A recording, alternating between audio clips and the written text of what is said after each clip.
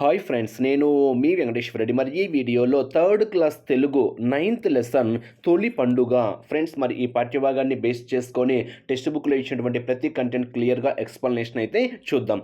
Video full screen మోడ్లో పెట్టుకొని చూడండి, చాలా క్లియర్గా కనిపిస్తుంది. మళ్ళీ చెప్తున్నా, వీడియో ఫుల్ స్క్రీన్ మోడ్లో పెట్టుకొని మాత్రమే అబ్జర్వ్ చేయగలరు. మరి ఈ పాఠ్యభాగం యొక్క ఇతివృత్తం ఏంటి, ఈ పాఠ్యభాగం యొక్క కవి పరిచయం ఏంటి, ఇతివృత్తము అదేవిధంగా ప్రక్రియ మనం ఒక్కసారి అబ్జర్వ్ చేస్తే, తొలి పండుగ పాఠ్యభాగ ప్రక్రియ ఏంటి అంటే కథనం హైలైట్ చేసుకోవాలి. ఎందుకంటే ప్రక్రియ ఇతివృత్తాలను బేస్ చేసుకొని అడగడానికి ఛాన్స్ అయితే ఉంటుంది. తొలి పండుగ పాఠ్యభాగ ప్రక్రియ ఏంటి, కథనం. అదేవిధంగా తొలి పండుగ పాఠ్యభాగ ఇతివృత్తం మనకేమవుతుంది అంటే సంస్కృతి సాంప్రదాయాలు. పండుగ అంటేనే మనకేం గుర్తొస్తుంది, పండుగ అంటేనే సంస్కృతి సాంప్రదాయాలు మనకు గుర్తు రావాలి. సో పండుగ అంటేనే మనకు కొత్త బట్టలు వేసుకొని అదేవిధంగా పిండి వంటలు చేసుకొని సో ఒక ఆనందోత్సవాలతో కుటుంబం మొత్తం ఆనందంతో ఉంటుందంటే మనం మన సంస్కృతిని సాంప్రదాయాలను అక్కడ పాటిస్తామన్నమాట. అంటే ఇక్కడ తొలి పండుగ అంటేనే ఇతివృత్తం మనకేమవుతుంది, సంస్కృతి సాంప్రదాయాలు అవుతుంది. ఇతివృత్తం పాఠ్యభాగం యొక్క ప్రక్రియ అంటేనే మనకేమవుతుంది, కథనం అవుతుంది. ఈ 2 పాయింట్స్ హైలైట్ చేసుకోండి. సో ఫస్ట్ పాయింట్ అవసరం లేదు. ఇక్కడ తొలి పండుగ గురించి మనకు టెస్ట్ ఫ్రెండ్స్, నేను మళ్ళీ చెప్తున్నా, పాత్రల పేర్లు కావచ్చు, పాఠ్యాంశ విశేషాలు కావచ్చు, మీరు లెసన్ చదివితేనే మీకు ఒక అవగాహన అయితే ఏర్పడుతుంది. సో మనం లెసన్ చదవాలి, మీకై మీరు ఓన్గా లెసన్ చదివితేనే దాంట్లో ఉండేటువంటి ఒక పాయింట్స్ అనేటివి మీకు హైలైట్ అవుతాయి. మరి పాఠ్యభాగంలోని ముఖ్యమైన అంశాలు అబ్జర్వ్ చేస్తే మాధవరం విలేజ్ని బేస్ చేసుకొని ఇచ్చాడు ఫ్రెండ్స్. ఇక్కడ మాధవరం అనేది చాలా అందమైన గ్రామం. ఆ ఊరు చివరన ఉండే తాతల నాటి వేప చెట్టు ఆ గ్రామానికి అందంగా మనం ఇక్కడ చెప్తున్నాం అనమాట. అంటే ఇక్కడ పాఠ్యభాగ విశేషాంశాలలో మాధవరావు అంటే ఇక్కడ ఈ తొలి పండుగ అనే పాఠ్యభాగం బేస్ చేసుకొని ఏ గ్రామాన్ని బేస్ చేసుకొని చెప్పారు అంటే మాధవరం. మరి ఆ ఊరి చివరన ఏ చెట్టు ఉండేది అంటే వేప చెట్టు ఉండేది. ఆ పాయింట్ను కూడా మీరు ఇక్కడ హైలైట్ చేసుకోవాలి, ఎందుకంటే ఎలా అడుగుతారో చెప్పలేము కాబట్టి. ఇక్కడ పాత్రల పేర్లు నేనైతే టెక్స్ట్ బుక్లో ఉండేటువంటి ప్రతి పాయింట్ చదివాను కాబట్టి నేను డైరెక్ట్గా రాస్తున్నా ఫ్రెండ్స్. ఇక్కడ ఎగ్జామ్ పాయింట్ ఆఫ్ వ్యూ ఏమడగచ్చో నేను క్లియర్గా చెప్తున్నా. పాత్రల పేర్లు వచ్చేసరికి రవి అనేటువంటి ఒక క్యారెక్టర్ ఉంది. రవి అనేటువంటి ఒక క్యారెక్టర్ నడవలేడు అనమాట. లత అనేటువంటి ఒక క్యారెక్టర్ ఉంది, ఓకేనా, రవి వాళ్ళ అక్క అనమాట. లత రవి వాళ్ళ అక్క. నెక్స్ట్ షామ్యూల్ అనేటువంటి ఒక క్యారెక్టర్ ఉంది. మీరు లెసన్ చదివితే అర్థమవుతుంది, నేను లెసన్ చదివాను కాబట్టి క్యారెక్టర్స్ చెప్తాను డైరెక్ట్గా. నెక్స్ట్ ఆనంద్ అనేటువంటి ఒక క్యారెక్టర్ ఉంది, ఆనంద్ అనేటువంటి ఒక క్యారెక్టర్. నెక్స్ట్ రంగయ్య తాత అనేటువంటి ఒక క్యారెక్టర్ ఉంది. కరిముల్లా అనేటువంటి క్యారెక్టర్ కూడా ఉంది. అంటే ఇక్కడ ఓవరాల్గా మనకు ఈ లెసన్ బేస్ చేసుకొని రంగయ్య తాత ఏమేమి క్యారెక్టర్స్ ఉన్నాయి అనేది మనం ఒక్కసారి అబ్జర్వ్ చేస్తే, అదేవిధంగా కరిముల్లా అంటే ఇక్కడ క్యారెక్టర్స్ పాత్రల పేర్లు ఏంటి అంటే రవి అనేటువంటి ఒక క్యారెక్టర్ అయితే నడవలేడు అనమాట. లత ఒక క్యారెక్టర్, రవి వాళ్ళ అక్క.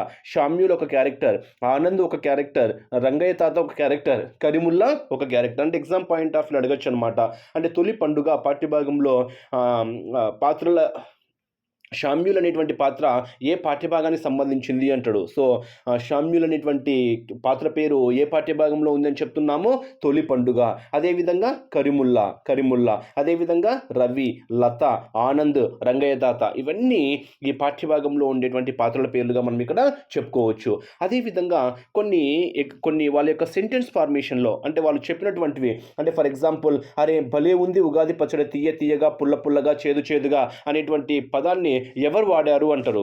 అంటే ఇక్కడ లెసన్ చదివితేనే అర్థమవుతుంది ఫ్రెండ్స్. నేను మళ్ళీ చెప్తున్నా, లెసన్ మీరు ఓన్గా చదవాలి. మీరు ఓన్గా చదివితే మీకు ఆ పాయింట్స్ అనేటివి హైలైట్ అవుతాయి. నేను కొన్ని మాత్రం చెప్తున్నా. ఏంటి ఇప్పుడు, అరే భలే ఉంది ఉగాది పచ్చడి, తీయగా పుల్లగా చేదుగా అని అన్నది ఎవరు అంటే షామ్యూల్ అన్నాడు అనమాట.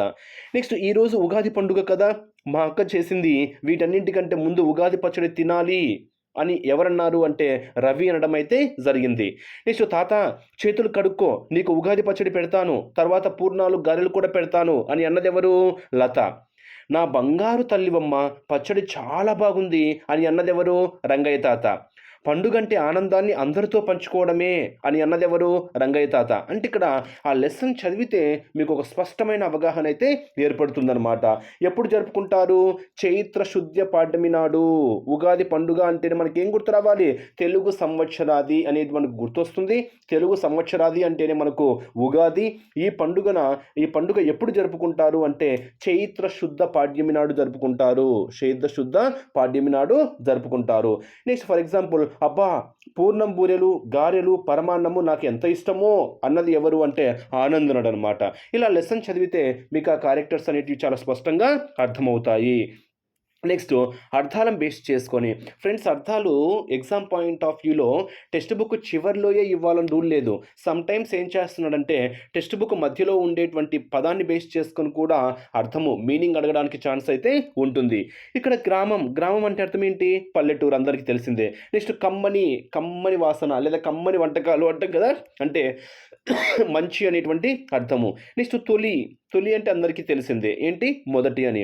ప్రారంభం అన్న అందరికీ తెలిసిందే మొదలు అని.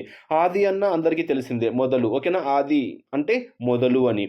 నెక్స్ట్ నైవేద్యం, నైవేద్యం అంటే తెలుసు కదా, దేవునికి పెట్టేదే మనకేమవుతుంది? నైవేద్యం అంటాం. నెక్స్ట్ షడ్రుచులు, ఉగాది అంటేనే షడ్రుచులు అంటే ఏంటి? 6 రుచులు అని. నెక్స్ట్ పంచాంగం అంటే 5 భాగాలు గలది. పాంచ్ అంటే 5 కదా, సో పంచాంగం అంటే 5 భాగాలు కలది అని. నెక్స్ట్ విశేషాలు, విశేషాలు అంటే కొత్త విషయాలను బేస్ చేసుకొని చెప్తున్నాము. ఇక్కడ ఈ లెసన్ బేస్ చేసుకొని ప్రీవియస్గా ఒక బిట్ అడిగాడు ఫ్రెండ్స్, లెసన్ బేస్ చేసుకుని అడిగాడు, ఓకేనా? చవి అనేటువంటి పదానికి అర్థాన్ని గుర్తించండి అని ఇచ్చాడు. అది లెసన్ చదివితేనే మీకు అర్థమవుతుంది. చవి అనేటువంటి పదానికి అర్థం ఏంటి అంటే రుచి. అందుకే నేను చెప్తున్నా, టెక్స్ట్ బుక్ చివరిలో ఉండేటువంటి అర్థాలను బేస్ చేసుకునే కాదు, లెసన్ చదివిన కొన్ని పాయింట్స్ అయితే మీరు హైలైట్ చేసుకోవాలి. చవి అంటే అర్థం ఏంటి? రుచి అనేటువంటి అర్థాన్ని మనం ఇక్కడ చెప్పుకోవచ్చు అనమాట. ఇవి టెక్స్ట్ బుక్లో ఇచ్చినటువంటి అర్థాలు. నెక్స్ట్ వినండి, ఆలోచించి మాట్లాడండి, ఓకేనా? నీకు తెలిసినటువంటి కొన్ని పండుగల పేర్లు, ఇవన్నీ జనరల్ యాజ్ యూజువల్గా ఇచ్చాడు. చదవండి, వ్యక్తపరచండి, ఇది కూడా మనకు మామూలుగా ఇచ్చాడు. ఇక్కడ ఇచ్చాడు చూడు, నా బంగారు తల్లివమ్మ. ఇందాక మీకు చెప్పాను చూడండి, మీకు ఇందాక ఏమని చెప్పాను? నా బంగారు తల్లివమ్మ పచ్చడి చాలా బాగుంది అని అన్నది ఎవరు? రంగయ్య తాత అని చెప్పాను, అవునా? ఇలా కరీముల్లా ఎందుకు ఇవన్నీ కడుగుతున్నావు, ఇలా ఆ వాక్యాలను బేస్ చేసుకొని, అంటే లెసన్ బేస్ చేసుకొని ఎవరు ఎవరితో అన్నారు, ఎవరన్నారు అనేది కూడా చాలా చాలా ఇంపార్టెంటు. నెక్స్ట్ ఉగాది పండుగను బేస్ చేసుకుని ఒక పేరా ఇచ్చాడు. ఆ పేరాను మనం ఒక్కసారి అబ్జర్వ్ చేస్తే, ఉగాది పండుగను తెలుగు సంవత్సరాది లేదా యుగాది అని అంటారు. ఇందాకనే చెప్పాను. ఈ పండుగను చైత్ర శుద్ధ పాడ్యమి నాడు జరుపుకుంటారు. ఈ పండుగ రోజున చేసే ఉగాది పచ్చడి కష్టసుఖాల కలయికకు ప్రతీక. ఈ పచ్చడిలో తీపి, పులుపు, కారం, వగరు, చేదు, ఉప్పు రుచులు ఉంటాయి. వీటిని మనం ఏమంటాము? షడ్రుచులు. ఇందాకనే చెప్పాను కదా, షడ్రుచులు అంటేనే అర్థం ఏంటని చెప్పాను? 7 రుచులు అనేటువంటి అర్థాన్ని మనం ఇక్కడ చెప్పుకోవచ్చు అనమాట. ఈరోజు పంచాంగ శ్రవణం చేస్తారు. తిథి, వార, నక్షత్ర, యోగ కరణములను తెలిపే గ్రంథాన్ని మనం ఏమంటాము అంటే పంచాంగం. పంచాంగం అంటే మీకు ఇందాక చెప్పాను కదా, 5, పంచ్ అంటే 5 కదా, 5 భాగాలు అని చెప్పాను. అవి ఏంటేంటి?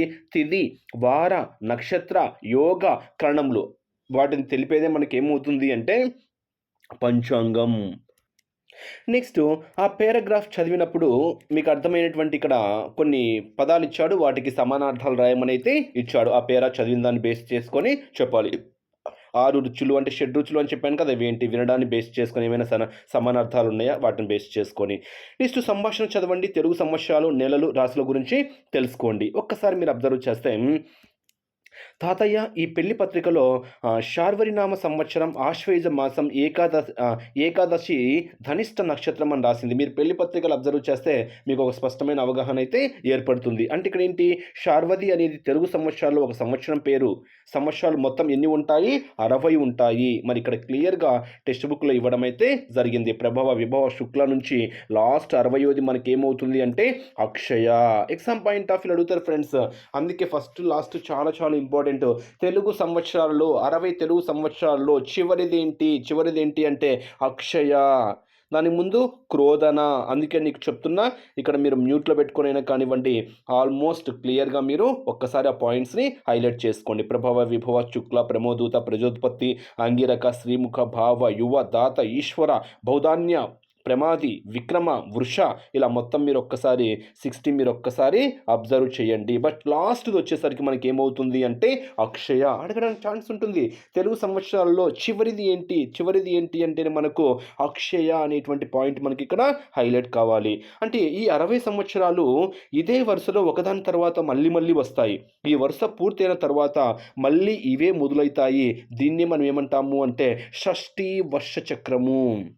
షష్ఠి వర్షచక్రము అంటాం. అంటే 60 అయిపోయినాయి అనుకోండి, మళ్ళీ ఫస్ట్ నుంచి వస్తాము. మళ్ళీ అయిపోతే మళ్ళీ ఫస్ట్ నుంచి.